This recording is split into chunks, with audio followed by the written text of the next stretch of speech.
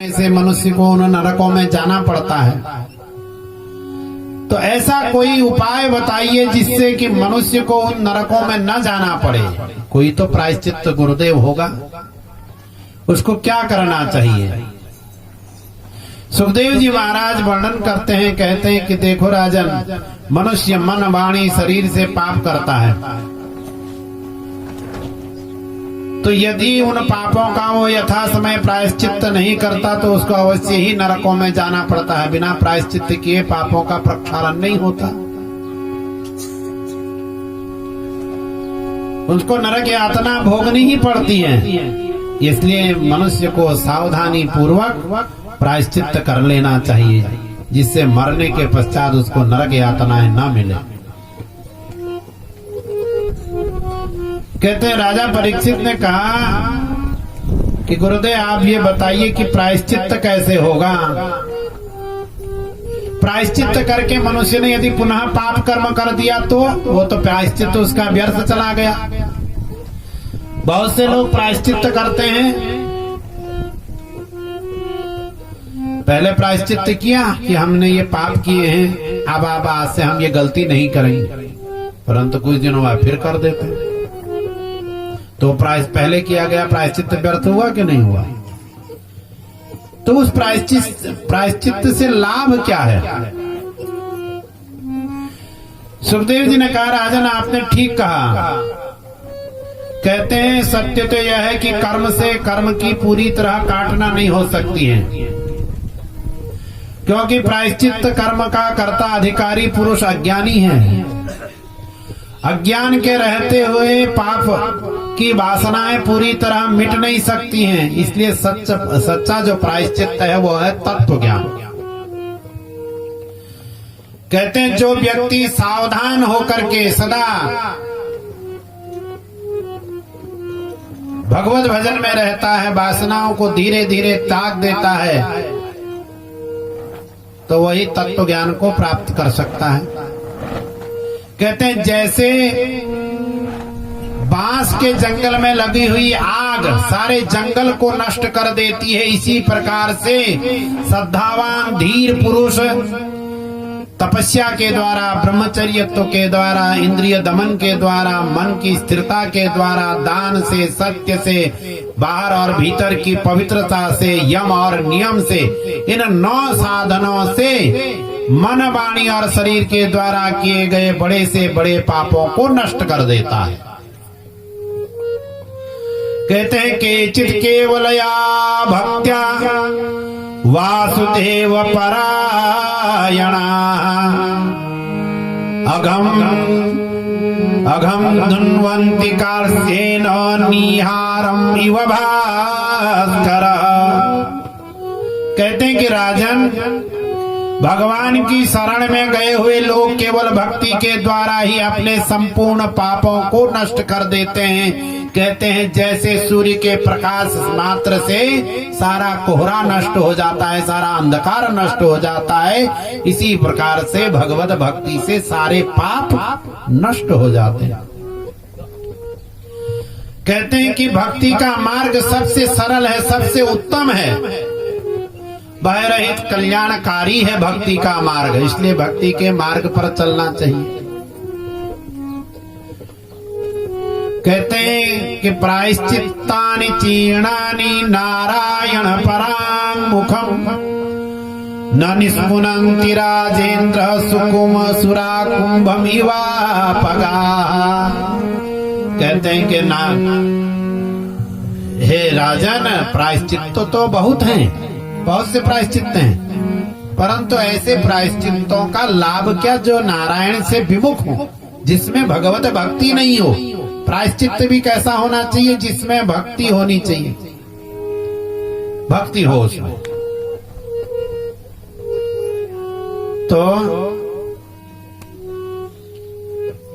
जैसे कहते हैं कि घड़े को, शराब के घड़े को, मदिरा के घड़े को गंगा जी पवित्र नहीं कर सकती ना, इसी प्रकार से यदि नारायण का नाम न हो प्रायश्चित में, वो प्रायश्चित मनुष्य के पापों को धो नहीं सकता। कहते हैं कि इस विषय में राजन तुमको एक इतिहास में बताता हूं। कहते हैं कान्यकुब्ज प्रदेश में एक अजामिल नाम के ब्राह्मण हुए। आज माने ब्रह्म को कहते हैं, माने जिससे ब्रह्म मिल जाए, अजामिल। तो उनके पिताजी ने उनका नाम इसलिए रखा अजामिल कि इससे ब्रह्म की याद बनी रहेगी, इसको ब्रह्म मिलेंगे। लेकिन परंतु उसके साथ तो उल्टा हो गया, वो अजामिल हो गया। अजा मने माया, अजाया मायाया मिलती अजामिल, जो माया से मिल गया वो अजामिल हो गया, उल्टा हो गया। तो वह संसार में पूर्ण रूप से निमग्न रहने लग गया। अजामिल था तो ब्राह्मण, परंतु ब्राह्मणोचित सारे कर्मों का उसने त्याग कर दिया। अपने माता पिता को त्याग दिया, पत्नी का परित्याग कर दिया, एक दासी को उसने अपने घर में रख लिया। वो उसका कर्म क्या है? तो वो ब्राह्मण, उसने करना क्या चाहिए था? संध्या, उपासना, वेद अध्ययन, ब्राह्मण के जो 6 कर्म हैं उनको करना चाहिए था। स्नान, ध्यान, संध्या, स्वाध्याय इत्यादि, इनको छोड़ करके वो क्या करता है? चोरी करता है, यात्रियों को लूटता है, दूसरे के धनों को चुराता है, और इसी से अपने कुटुंब का भरण पोषण करने लग गया। वो है अजामिल। तो दूसरे प्राणियों को बहुत कष्ट देता था। अजामिल के 10 बेटे थे और सबसे छोटे बेटे का नाम उसने नारायण रखा। अजामिल अपने सारे बेटों से प्रेम करता था। सबसे अधिक प्रेम उसका किसके साथ था? नारायण के साथ। सबसे अधिक प्रेम उस सबसे छोटे बेटे नारायण के साथ में वो करता था। यद्यपि उसको नारायण से कोई लेना देना नहीं, वो तो धुर विरोधी था नारायण का। फिर भी उसने अपने एक बेटे का नाम नारायण रखा। क्यों रखा आगे बता रहे हैं। और उससे बहुत प्रेम करता है। उठते बैठते चलते फिरते जब भी पुकारता है नारायण, नारायण को ही पुकारता है, उसी को बुलाता है, उसी से उसका प्रेम है। तो धीरे धीरे उसका शरीर मृत्यु की ओर बढ़ता रहा। अंतिम समय आ गया उसका। उसकी अवस्था कितनी है जिस समय वो यमदूत उसके पास में आए हुए? 88 वर्ष का है अजामिल। तो अजामिल के सामने यम के दूत खड़े हो गए। भयानक यम के दूतों को देख करके वह डर गया। सपा सहस्त्रास्त्रीन् दृष्ट्वा पुरुषान् वृषदारुणान्। दारुण दूतों को देख करके वह डर गया। उसके शरीर के रोए खड़े हो गए। और उस समय उसको कुछ सूझा नहीं, किसको बुलाया वो अपनी रक्षा के लिए? उसको अभ्यास किसका था? हर समय किसको पुकारता था? नारायण को, अपने बेटे नारायण को। दूरे कीडनका सक्तम पुत्रम नारायणा प्लावितेन स्वरेणुच्चैराहुत राजुहावा कुलेन्द्रिया। उसका बेटा नारायण कहीं दूर कीड़ा कर रहा था, खेल रहा था। यमदूतों को देख करके वह डर गया और डर के उसने अजामिल ने अपने पुत्र नारायण को बुलाया। अरे नारायण, अरे नारायण, घबराहट हो गई उसको। नारायण नारायण कहने लगे। अब उसका बेटा तो नारायण आया नहीं, उसका बेटा नारायण नहीं आया। कौन आए? भगवान के पार्षदों ने देखा, परिकरों ने, कि भगवान का कोई नाम ले रहा, हमको जाना चाहिए। कोई भगवान का कीर्तन कर रहा है, हमको पुकार रहा है, हमें जाना चाहिए। नारायण के दूत आ गए। देखिए, उसने नारायण को बुलाया नहीं, फिर भी नारायण के दूत आ गए, पार्षद आ गए भगवान के। उस समय यमदूतों ने उस अजामिल के शरीर को खींच रहे थे। वो भगवान के दूतों ने उनको रोका, कहा नहीं, वारयाम उस रोजसा। भगवान के दूतों ने उनको उससे रोका बलपूर्वक, कहा नहीं, तुम इसको नहीं ले जा सकते। यमदूतों ने कहा, भाई तुम कौन हो? तुम लोग कौन हो जो धर्मराज की आज्ञा का प्रतिषेध कर रहे हो, निषेध कर रहे हो, और कहां से आए हो, और क्यों रोक रहे हो? हम इस पापी को ले जा रहे हैं। तो भगवान के दूत हंसने लग गए और हम मुस्कुराहट में उन्होंने कहा यमदूतों से कि हे यमराज के दूतों, धर्मराज के दूतों, तुम बतलाओ कि धर्म का लक्षण क्या है? ब्रूत धर्मस्य नस्तत्वम यच्च धर्मस्य लक्षणम। धर्म का लक्षण बताओ क्या है? यमदूतों ने कहा कि वेद प्रणीत हो धर्म। धर्म उसको कहते हैं जो वेद प्रणीत है। वेद विहित कर्म ही धर्म है, और जो वेद विहित नहीं है, जो वेद में निषिद्ध है, वह ही अधर्म है। वेद स्वयं ही भगवान के स्वरूप हैं। वेद क्या है? भगवान का स्वरूप है। उन्होंने कहा कि मानव के कर्म के जो साक्षी हैं कौन कौन है? सूर्य हैं, सूर्योग्निखम मरुद्गाव सोम संध्या हनि दिशा।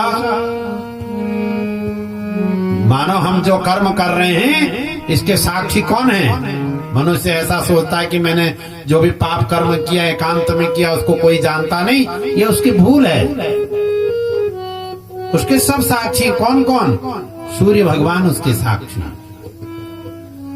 चंद्रमा साक्षी है, वायु साक्षी, अग्नि, आकाश, गायें, भूमि, जल, इंद्रियां, संध्या, रात, दिन, दिशाएं, काल और धर्म, ये मनुष्य के कर्म को जानने वाले हैं।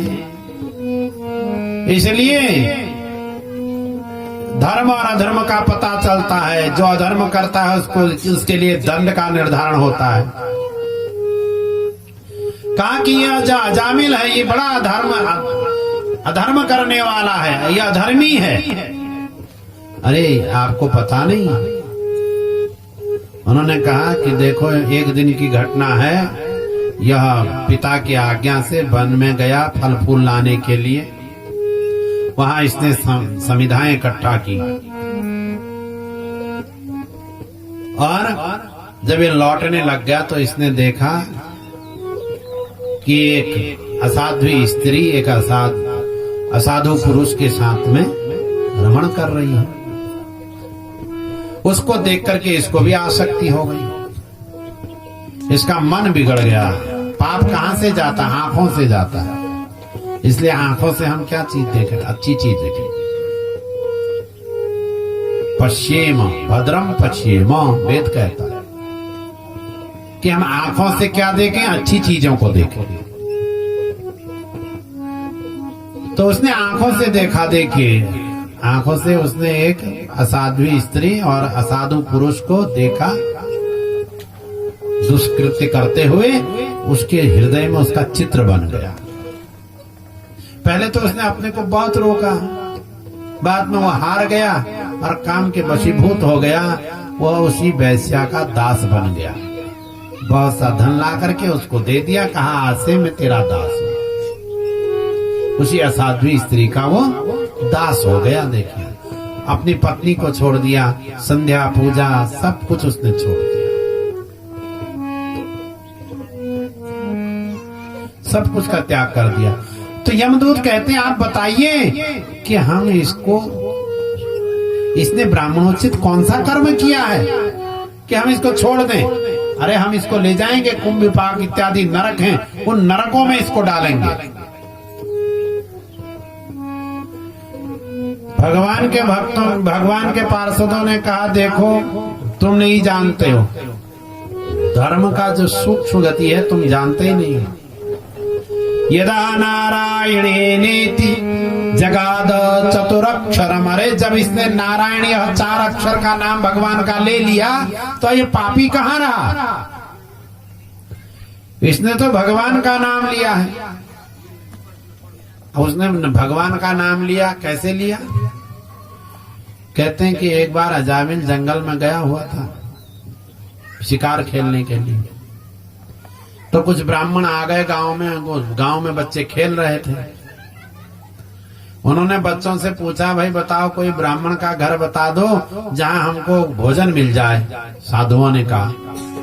अब बच्चे खेल रहे थे, उन्होंने कुछ बच्चों ने व्यंग कर दिया। व्यंग में बोले, ये देखो ये घर पड़ा है सामने अजामिल, ये तो सबसे बड़ा ब्राह्मण है। अब सब जानते थे ना उसके कर्म को कि ये संध्या नहीं करता, पूजा नहीं करता, भगवत भजन नहीं करता। तो व्यंग में बच्चों ने कह दिया, इतना सबसे बड़ा ब्राह्मण तो ये अजामिल का घर है, जाओ यहाँ जाओ। तो उसकी पत्नी दरवाजे पर खड़ी थी, अजामिल तो घर में था नहीं। उन्होंने कहा भोजन कराओ, ब्राह्मणों को क्या मालूम ये घर उन्होंने ब्राह्मण का है, कैसे ब्राह्मण का ये पता थोड़ी है। अब पत्नी ने सोचा, अजामिल की पत्नी जो दासी है, कि हमारे घर में बुलाने पर ब्राह्मण भोजन नहीं करते, तो बिना बुलाए तो भोजन कराया उसने। तो सगर्भा थी उस समय। अजामिल भी आ गया। तो ब्राह्मणों ने जाते समय उससे कहा कि जो तेरे गर्भ में पुत्र है, ये पुत्र होगा, इसका नाम तुम नारायण रखना। अजामिल ने कहा, बेटा मेरा होगा, मैं नाम कुछ भी रखूं, तुमको क्या लेना देना, जाओ यहाँ से, ये उपदेश मत दो। पत्नी ने कहा, चलो ब्राह्मणों साधु, आपने कहा नारायण नाम रख लेना, मैं इसका नाम नारायण रख लूंगी। तो उसने उसका नाम नारायण रखा, बेटे का नाम। भगवान के भक्तों ने कहा, भगवान के पार्षदों ने कहा कि पत्नी के कहने पर, दासी के कहने पर इसने नारायण नाम रखा है। और इसने नारायण, यदा नारायणायेति जगाद चतुरक्षरम, जब इसने 4 अक्षर वाला नारायण का नाम ले लिया तो फिर अब ये पापी कहाँ रहा? सबसे बड़ा प्रायश्चित क्या है? भगवान का नाम। यही तो समझा रहे सुखदेव जी। दूसरे जो प्रायश्चित हैं बहुत कठिन हैं। यदि कोई व्यक्ति आज के परिप्रेक्ष्य में चांद्रायण करे तो उसको तो टीबी हो जाएगी। चांद्रायण व्रत होता है ना, चांद्रायण व्रत कैसे होता है? कहते हैं एक नियम उसका ऐसा है कि शुक्ल पक्ष की प्रतिपदा से उसको शुरू करते हैं। एक नियम ये है, प्रतिपदा के दिन 1 गास भोजन करते हैं, द्वितीया के दिन 2 गास, तृतीया के दिन 3 गास, ऐसे करके पूर्णिमा के दिन 15 गास का भोजन करता होगा। इसके अतिरिक्त जल भी नहीं पीता। और फिर कृष्ण पक्ष की प्रतिपदा के दिन 14 करता है उसको, फिर 13 करता है, फिर 12 करता है, ऐसे घटाते जाता। अमावस्या के दिन निराहार रहता है, फिर प्रतिपदा के दिन गोदान इत्यादि करके यज्ञ अनुष्ठान, ब्राह्मणों को दक्षिणा देकर वो व्यक्ति शुद्ध होता है। तो आज के परिप्रेक्ष्य में यह 1 महीने का व्रत ऐसा कोई करेगा उसको तो टीबी हो जाएगी। कलयुग है ये, नाना प्रकार की बीमारियों का युग है, कला का युग है। तो सबसे बड़ा प्रायश्चित क्या है? नारायण का नाम। यदा नारायणायेति जगाद चतुरक्षरम, जब इसने 4 अक्षर का नाम भगवान का ले लिया तो अब ये पापी कहाँ रहा? अरे यमदूतो, ये तो तुम्हारे साथ जाने वाला नहीं है, इसको तो हम ले जाएंगे, जब भी ले जाएंगे हम ले जाएंगे, तुम छोड़ दो इसको, तुम इसको लेकर के नहीं जा सकते। और अजामिल ने सब देख रहा, अजामिल ने यह सब देखा। अजामिल ने सब देखा। अजामिल ने देखा कि मैंने अपने जीवन में, मैं ब्राह्मण के घर में मेरा जन्म हुआ, संध्या नहीं की, गायत्री का जप नहीं किया, वेदों का स्वाध्याय नहीं किया, बलि वैष्णोदेव नहीं किया, तर्पण नहीं किया, श्राद्ध नहीं किया, और केवल नारायण के नाम से ये मेरी स्थिति हो गई। मुझे बचाने नारायण आ गए, नारायण ने अपने पार्षद भेज दिए। यदि मैं श्रद्धा से जो नारायण को जप देता तो फिर तो क्या हो जाता। कितने करुणा वरुणालय है परमात्मा। सुखदेव जी कह रहे हैं कि सबसे बड़ा प्रायश्चित है कि अन्य प्रायश्चितों को कर, चांद्रायण करने के बाद भी मनुष्य पाप कर सकता है, परंतु नारायण नारायणी इतना मात्र जपने से सारे जन्म जन्मांतर के पाप नष्ट हो जाते। जैसे अग्नि की छोटी सी चिंगारी रुई के पूरे गोदाम को भस्म कर देती है, इसी प्रकार से भगवान का यह एक छोटा नाम समस्त पाप राशि को भस्म करने वाला है। इसलिए भगवान का नाम रखो ना, बच्चों के नाम। बच्चों के नाम भगवान के नाम से होंगे तो भगवान की याद आएगी, प्रभु की याद आएगी ना। किसी का नाम कृष्ण नारायण है, वासुदेव है, मधुसूदन है, माधव है, ऐसे नाम होंगे तो भगवान की याद बनी रहेगी। तो अजामिल ने यह सब देखा। 88 वर्ष की अजामिल की उस समय अवस्था है। उसके बाद अजामिल ने और 15 साल जीवन जिया। वो गंगा जी के तट पर आ गए हरिद्वार में। गंगा द्वारो मुपेयाय मुक्त सर्वानुबंधन, सारे सांसारिक बंधनों को समाप्त करके अजामिल अंतिम समय में गंगा जी के समीप आ गए। 15 वर्ष और जिए फिर अजामिल। भगवान का नाम उन्होंने जपा और अंतिम में उनको मोक्ष की प्राप्ति हुई। ये भगवान नाम का महात्म्य है। भगवान के नाम में इतनी शक्ति है। पंचम स्कंद में जिन नरकों का वर्णन किया, नरकों में जाते हैं तो नरकों में न जाना पड़े, प्रायश्चित क्या है। सुखदेव परीक्षित ने खुशी शंका की कि प्रायश्चित करके फिर पाप कर सकता है। ऐसा कोई उपाय हो जिससे कि मनुष्य के पाप होने पर भी पाप रहे नहीं, तो ये सबसे बड़ा उपाय है भगवान का नाम। अजामिल हरिद्वार चले गए और वहीं गंगा जी के समीप रह करके उन्होंने भगवान की भक्ति की और परम धाम को प्राप्त किया भगवान के।